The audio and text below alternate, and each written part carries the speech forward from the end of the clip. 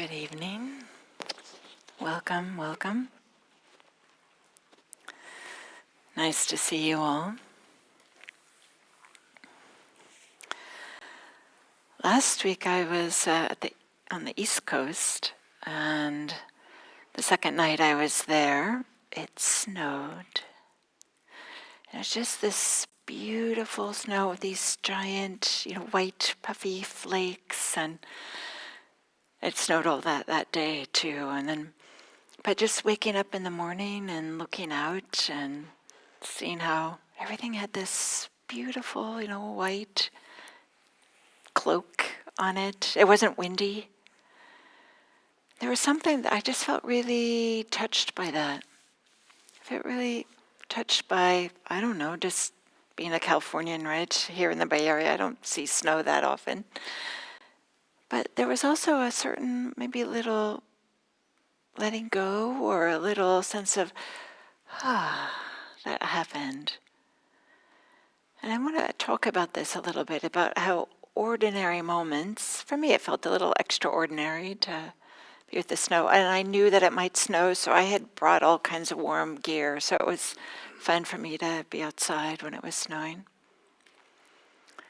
But tonight I want to talk a little bit about this idea of just these ordinary moments, just looking out the window, can be opportunities, unplanned, unexpected, just a little bit of this opening of the heart and the mind, this softening, this letting go, that helps support this movement towards greater and greater freedom. And Jim, I'm sorry to ask you this. Can we turn up the volume just a tiny bit? I know it's kind of crazy. Maybe there should be like a volume up here so I could just do this. But pretty soon maybe you should sit here and I should sit there. Thank you, Jim. So I'd like to start us off with a poem that maybe points to this in some kind of way. This, how an ordinary moment can have an, maybe we might say, extraordinary impact or effect. This poem is entitled Patacara, and I'll talk a little bit about it afterwards, but first I'll say it. Plowing fields with plows, sowing seeds in the ground, caring for children and family, people gain wealth. Why is it that I, thorough and virtuous conduct, doing the Buddha's instruction, not lazy or proud, why is it that I have not attained release? I watched the water, the foot washing water, flow from high ground to low. With this, the mind concentrated like a thoroughbred horse. Taking an oil lamp, I entered my hut. Looking over the bed, I sat down on the bed. Taking a needle, I pulled out the wick. As the flame went out, the mind was freed. As the flame went out, the mind was freed.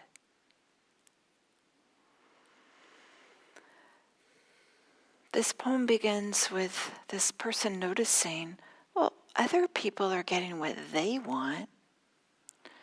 They are sowing seeds and they get the fruits of their labor.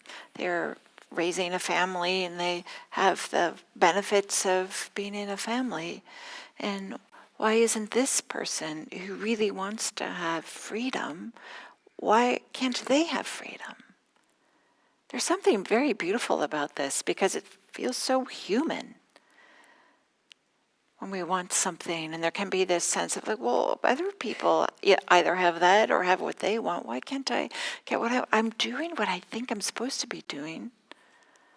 Patacara in this poem saying that she follows the Buddha's instructions. She's not lazy or proud, and and she has virtuous conduct.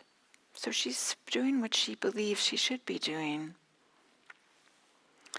And then, and maybe I'll say that perhaps she's feeling some frustration or disappointment, or maybe even some confusion, maybe some wondering, like, what am I doing wrong? And then she watches, as was common. This poem was written thousands of years ago. It's captured in the Buddhist literature. It's the oldest, it's part of the collection, the oldest literature that humans have that are attributed to women or in this Buddhist Pali Canon. Patacara was a nun, and this is her awakening poem. And she describes how she watches the water flowing from high ground to low ground, washing your feet at the end of the day. There's no such thing as pavement, right? Thousands of years ago. They don't have shoes like we have today. Of course, they wash their feet at the end of every day before going to sleep. Her whole life, she had been washing her feet probably every day. And probably her whole life, they did it that it would run down, downhill. And this time there was something about just watching the water that the mind just kind of collected. For me, maybe it was like watching the snow fall. There was something just beautiful, just this ordinary thing. For many people, they see it regularly. But there was something that moved in me when I was just watching the snowfall. Maybe it was like Patachara's mind when she was watching just the water go downhill. And then she turns off the wick of the lantern. Poof, it's dark. And then with that big change, all of a sudden can't see anything. Right, it's completely dark, right? There's no other sources of light, of course, right? Then there's this way that there's no longer anything for the senses to hold on to. There's the vision was no longer there. And so the mind just let go. And with that was freedom, which she had been looking for. It wasn't found while she was on the cushion, straining and striving and huffing and puffing, even though she had been doing the Buddha's teachings. But the awakening happened in an ordinary moment. I've heard this, and I've had this in my own experiences too. It's like having the first cup of tea, or standing up after a meditation to go do whatever is next, or I've heard somebody taking a bite of breakfast, or something like this. Or driving. Sometimes people have things that happen with driving. Ordinary things that we've done over and over and over again, so that the mind has a different way of being present. It's there, but it also has some ease because it's done this activity so many times that allows some deeper letting go that we didn't even know we were holding on. So this, ordinary moment, this letting go. And something for me that's noteworthy is that this poem for Patacara occurs within a background of difficulties. Patacara, as I said, she was one of the nun, but she was one of the preeminent nuns. She was an esteemed teacher, so she taught other women and allowed them to have freedom and become awakened. And she came to practice after experiencing tremendous tragedy in her life. Her husband died unexpectedly, and then her parents died unexpectedly, and then her children died unexpectedly. 3 different events. Can you I just can't even imagine, right? So heartbreaking. And so that she was like crazed with grief and like didn't even know what to do with herself anymore.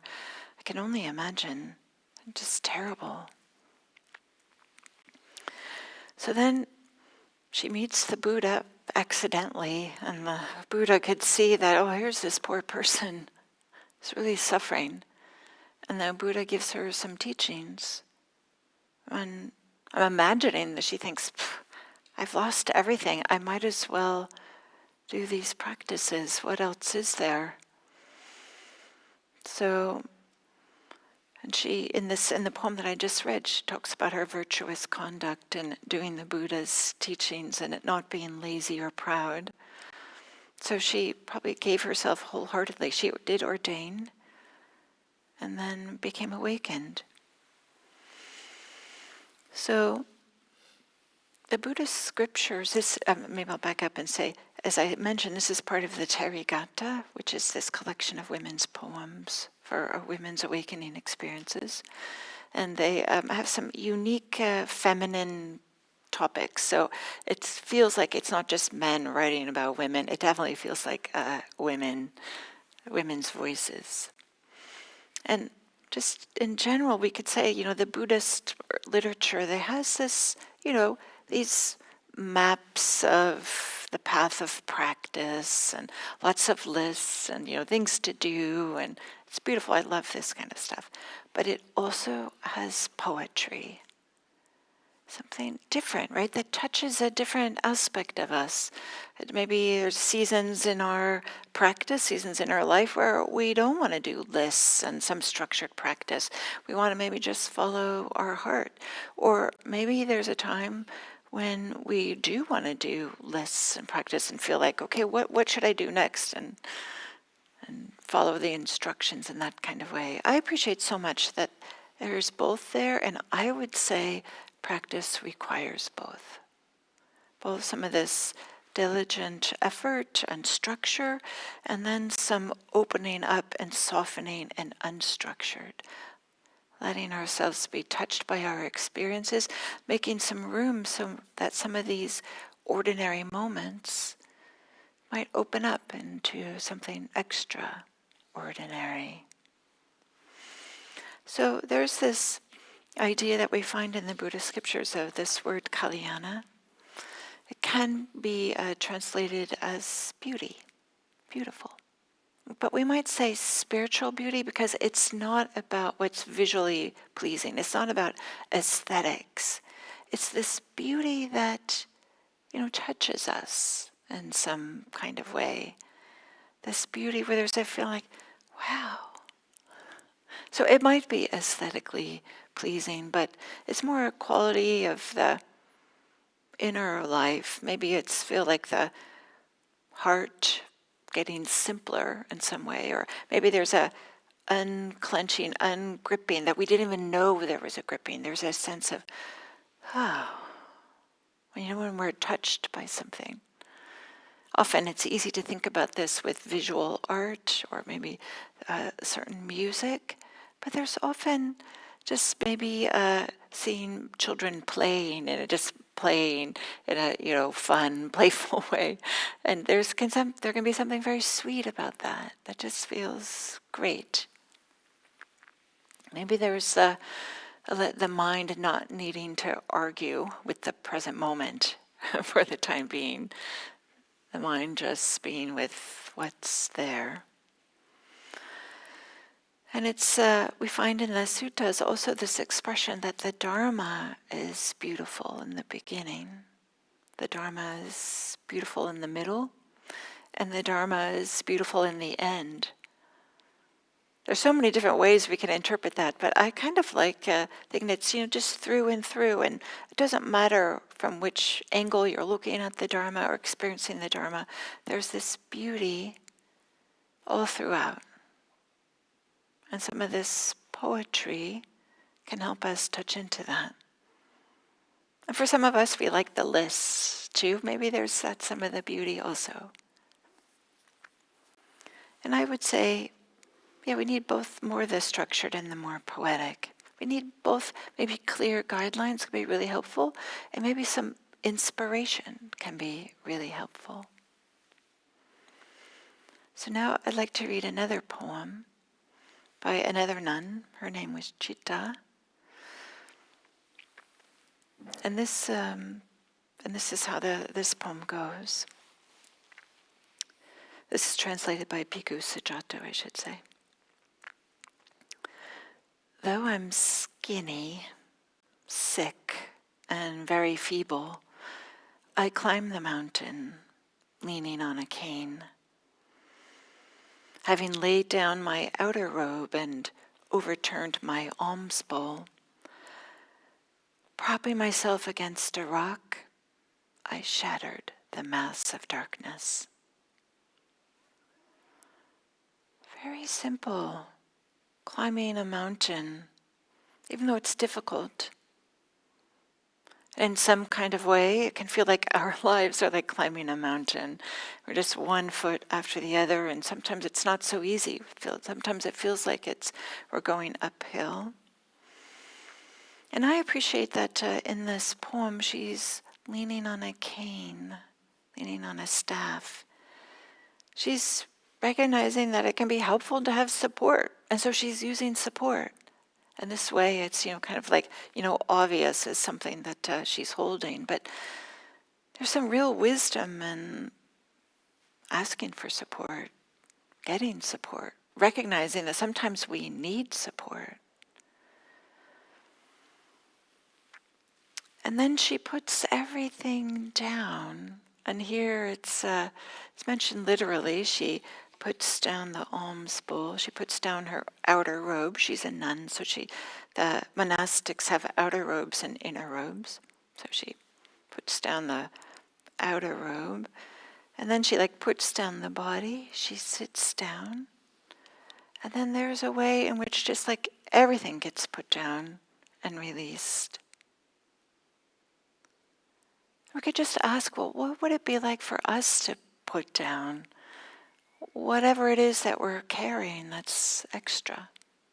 Whatever it is that we don't need, that feels burdensome and unnecessary. And this poem, Citta, is literally sitting down. But is there a way that we can feel what it's like to not be carrying what so often we are carrying? Maybe rehashing the conversation that we had earlier with somebody and trying to think oh, I should have said this, or I can't believe they said that. Or maybe we are rehearsing over and over and over and over something that we're going to do in the future. And then, of course, when that conversation actually arises, it's never exactly how we thought it was going to be. And then in this poem, the mass of darkness is shattered. The darkness is a way that can represent ignorance, not seen clearly, having this veiled delusion. So there's this way in which we could see what couldn't have been seen before. And again, just like we saw with Patacara, who went from light to dark, here maybe we're going from dark to light. What's this idea of this change of what's clear and what's not clear, or what the senses can see and what they can't see. And then, of course, here we are again in an ordinary moment, just something let go. She sat down, and there was this letting go that allowed this greater freedom and ease. And having read that poem, that's from thousands of years ago, translated by Bhante Sujato, another poet wrote his own version of this poem, a modern-day version of it. He was inspired by this poem, and he wrote his own, which I think is beautiful. So the poet is Matty Weingast, and his version of this poem, or the poem that he wrote inspired by that, goes like this. Somehow I kept climbing, though tired, hungry, and weak, old too. At the top of the mountain, I spread my outer robe on a rock to dry, set down my cane and bowl, took a deep breath and looked around. It was windy up there. As I was leaning back against a large gray rock, the darkness that I had carried up and down 1,000,000 mountains slipped off my shoulders and swept itself away on the wind. Whew. I just kind of like this lovely idea that the wind just takes away what had been so burdensome. Just a little miss being in nature, nature doing what nature does, and allowing ourselves to be touched by it.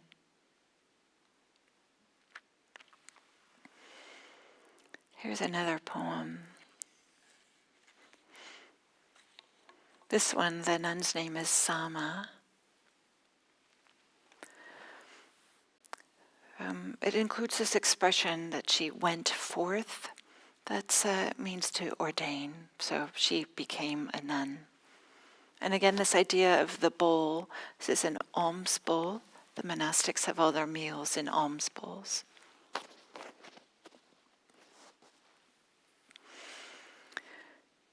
This is Sama. In the 25 years since I went forth, I don't know that I ever found serenity in my mind. I had failed to find peace of heart or any control over my mind. When I remembered the victor's instructions, I was struck with a sense of urgency. Those subject to so many painful things, I have, through my love of diligence, reached the ending of craving and fulfilled the Buddha's instructions. This is the 7th day since my craving dried up. I just love this. Like, here's somebody who's saying, I've been practicing for a long time and my mind still hasn't settled down. Like, she had this idea of how things should be and it kept on feeling like, I'm not doing it right. I'm inadequate. I'm doing it wrong. But this love, the Bhikkhu Sujato here is translating this love of diligence. It could also be like the words that's getting translated here. It could also be love of like heedfulness, love of attention, love of zeal. Because diligence sometimes can feel like really heavy-handed. The point is that just this appreciation for just hanging in there. And just coming back and doing it again and again. And then it's just this, reach the ending of craving, which is a freedom. To not be pushed around and always after what we think we want or what we don't want. And the specific moment this happens she doesn't say in this poem. But I'm imagining maybe there was an ordinary moment where something let go also. And it's this reminder that we might have this idea about how things should be and think that, this practice isn't working. But she had this idea and she became free. Maybe that was what got let go of. Initially it was this sense that things had to be different. But she had this willingness to hang in there.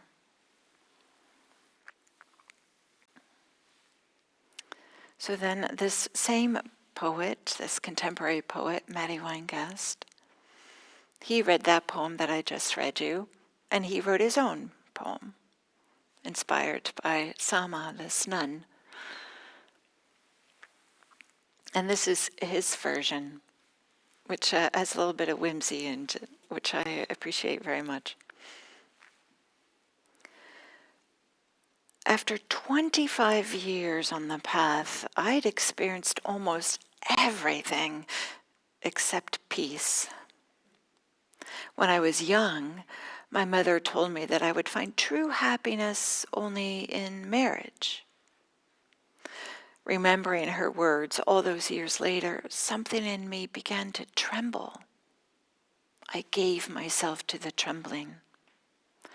And it showed me all the pain this little heart had ever known, and how countless lives of searching had brought me at last to the present moment, which I happily married.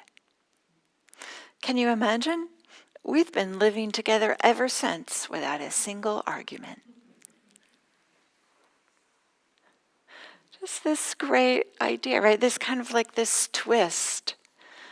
This maybe this feeling like, okay, she thought she was supposed to do something, but this twist and finds freedom her own way, not exactly the way that maybe others were telling her it should be, or the way that she thought it should be. This playfulness in here. And maybe I'll just highlight with some of themes in these poems that I've shared. There's a whole collection of these poems.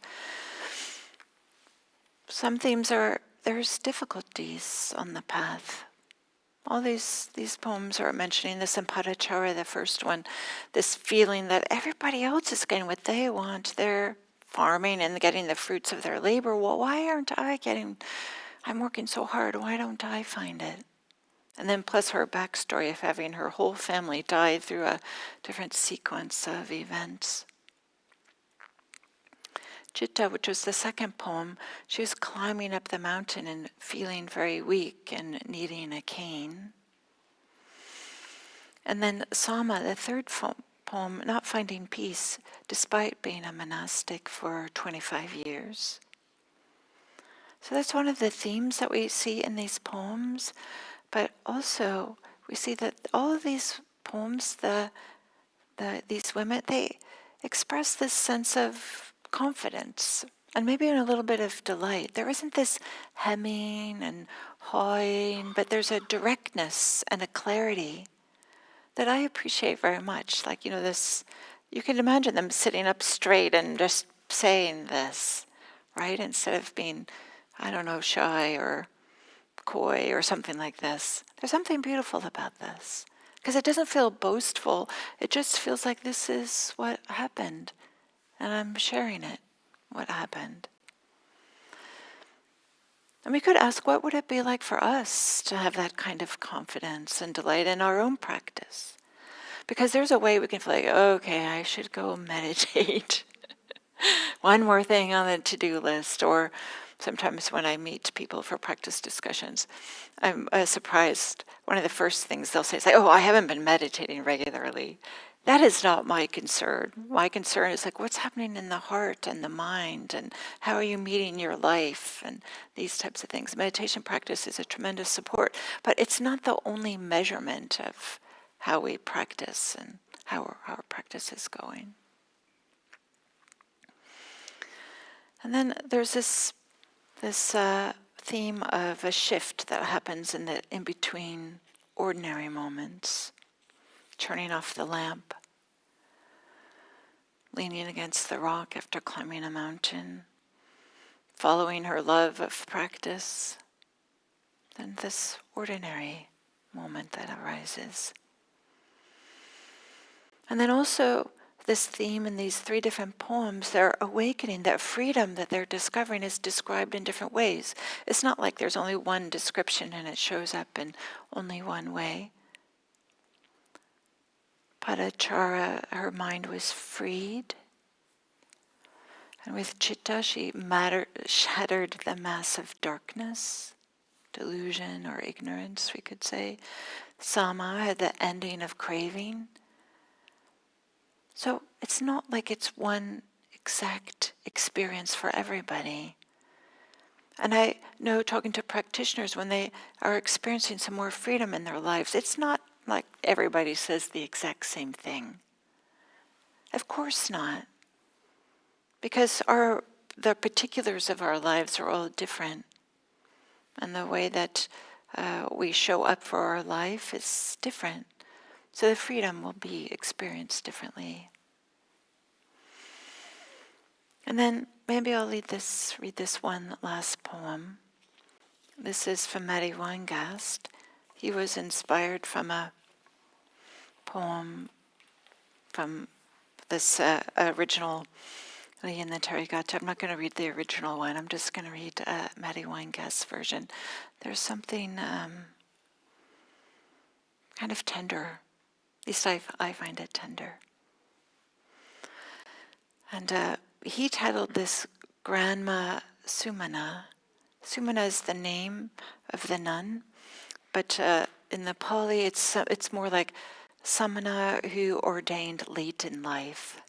And he calls her Grandma Sumana, kind of like a term of endearment.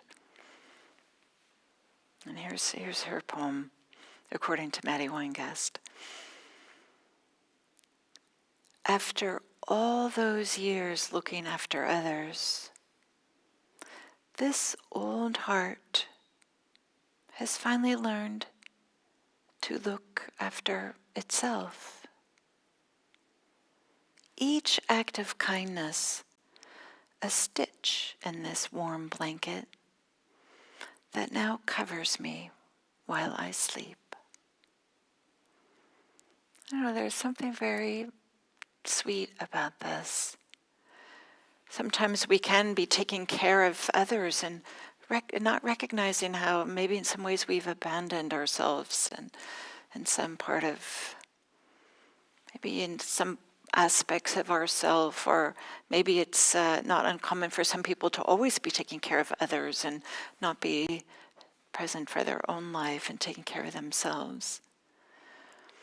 And then this last stanza, each act of kindness, a stitch in this warm blanket. So there's no distinction between kindness for others or kindness for oneself.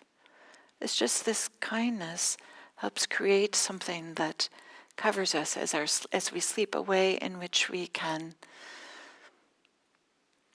feel comforted, soothed, and feel safe with some of the ways in which we have kindness for others. So may we all contribute a verse to the poem of the human race. And may this verse be for the benefit of all beings everywhere. Thank you.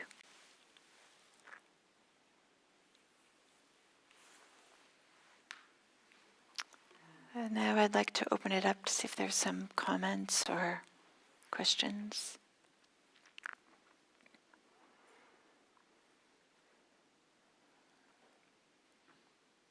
About some of these, what I shared today,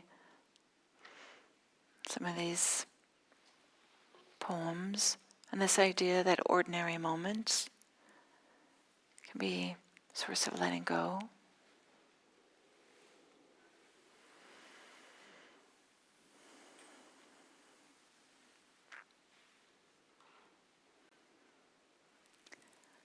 Okay. Well, I do have an announcement. Some of you here sometimes attend on Thursday nights, which I have been teaching. And I'll be there this Thursday. The Thursday after that is Christmas. We're not meeting. And then Thursday nights are going to be paused for a little bit until April. So keep an eye on the calendar for what's going to happen starting in April. But I am there this Thursday. It'd be great to see you all there. Thank you.